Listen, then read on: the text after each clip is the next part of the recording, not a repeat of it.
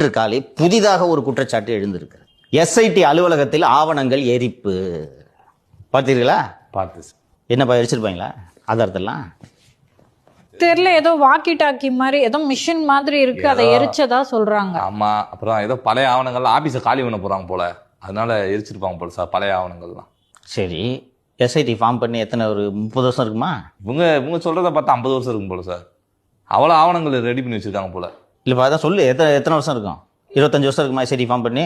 1 வாரம் 2 வாரம் தான் இருக்கும். அதுக்குள்ளே எப்படி பழைய ஆவணம் வரும்? இங்கே பாரு, எல்லா ஆஃபீஸ்லேயும் வேஸ்ட் வரும், ரைட்டா? இப்போ நம்ம ஆஃபீஸில் பிரிண்ட் அவுட் எடுக்கும்போது தப்பாகுதா? மாற்றி எடுக்கிறோமா? வேஸ்டேஜ் இருக்கும். அது எது கொளுத்துறீங்க? அது இப்போ கொளுத்த வேண்டிய அவசியம் எப்போவுமே கொடுக்க வேண்டிய அவசியம் இல்லை. கிழிச்சு அப்படியே குப்பையில் போட்டு போங்க. சிபிஐ வந்து அந்த குப்பையை சேகரித்து கூட இதை பார்த்து எடுத்துக்கிட்டோம். நீங்கள் அதை அழிக்கணும்னு நினைக்கிறதுக்கான நோக்கம் என்ன?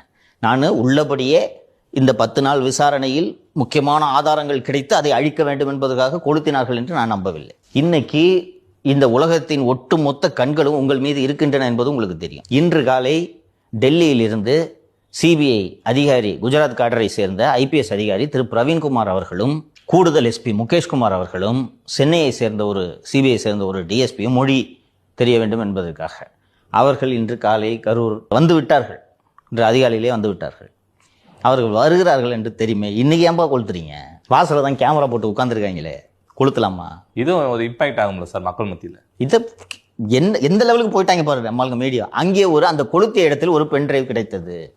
30 ஜிபியா பிராண்டு போட்டிருக்காங்களா? சாண்டிஸ்கா என்ன பிராண்டுன்னு.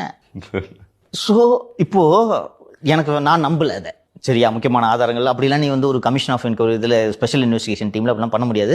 அண்ட் ஃபர்தர் அஸ்ராகருக்கு இந்த மாதிரிலாம் போய் ஒரு அமைச்சூர் விஷயம் இந்த மாதிரி வேலையெல்லாம் செய்யக்கூடிய நபர் கிடையாது அவர். சரியா? ஆனால் செய்தி இப்படி தானே போகும். ஏன் இப்படி நடந்து கொள்கிறீர்கள்?